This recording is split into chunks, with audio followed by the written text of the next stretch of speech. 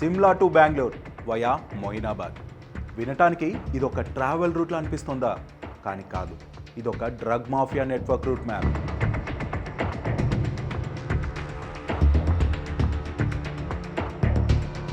Moinabad farm house case ఇది ఇప్పుడు కేవలం ఒక లోకల్ ఇష్యూ కాదు, 3 రాష్ట్రాల సరిహద్దులు దాటి విస్తరించిన ఒక పెను సంచలనం. సిట్ లోతుగా దర్యాప్తు చేస్తుంటే బయటపడుతున్న నిజాలు చూసి ఆ ఇన్వెస్టిగేటింగ్ ఆఫీసర్లకే మైండ్ బ్లాక్ అవుతోంది.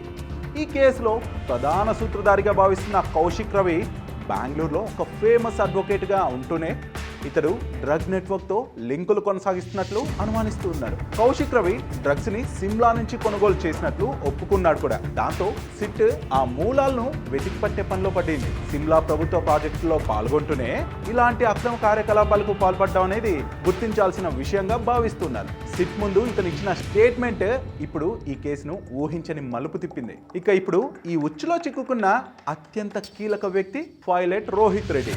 గతంలోనూ ఎన్నో వివాదాల్లో ఈయన పేరు వినిపించినా ఈసారి కేసు సీరియస్నెస్ వేరు. ఫేమస్ అడ్వకేట్ కౌశిక్ రవి ద్వారానే ఈ పైలట్ రోహిత్ రెడ్డికి ఢిల్లీ, ముంబై మరియు బెంగళూరులోని సెలబ్రిటీలు ఇంకొంతమంది ప్రముఖులతో పరిచయాలు ఏర్పడ్డాయని ఇన్ఫర్మేషన్ ఉంది. కేవలం పార్టీలు మాత్రమేనా, లేక అంతకు మించి ఇంకేమైనా జరిగిందా? బెంగళూరులో జరిగిన ఆ సీక్రెట్ పార్టీల వెనుక అసలు కథ ఏంటి? ఇదే ఇప్పుడు సిట్ సేకరిస్తున్న డేటా. ఈ పార్టీలకు ఎవరెవరు హాజరయ్యారు, ఆర్థిక లావాదేవీలు ఎలా జరిగాయి అనే విషయాలపైన సిట్ డేటా సేకరణ చేస్తోంది. దీనికోసం సిట్ దర్యాప్తు బృందం ఇటు సిమ్లాకి అటు బెంగళూరుకి కూడా వెళ్ళింది. అక్కడ సేకరించే సాక్ష్యాధారాలను బట్టి తదుపరి అరెస్టులు జరిగేలా తెలుస్తోంది. ఈ కేసులో ఒక మాజీ ఎమ్మెల్యేతో పాటు ఒక ఎంపీ పేరు కూడా ఉండటంతో ప్రభుత్వ యంత్రాంగం కూడా గట్టి నిఘా పెట్టినట్టు కనిపిస్తోంది. మొత్తానికి అడ్వకేట్ కౌశిక్ రవి వాంగ్మూలం ఏదైతే ఉందో అది ఈ కేసులో కీలక మలుపు కానుంది. దీంతో పైలట్ రోహిత్ రెడ్డి చుట్టూ ఉచ్చు మరింత బిగిసేలా కనిపిస్తోంది.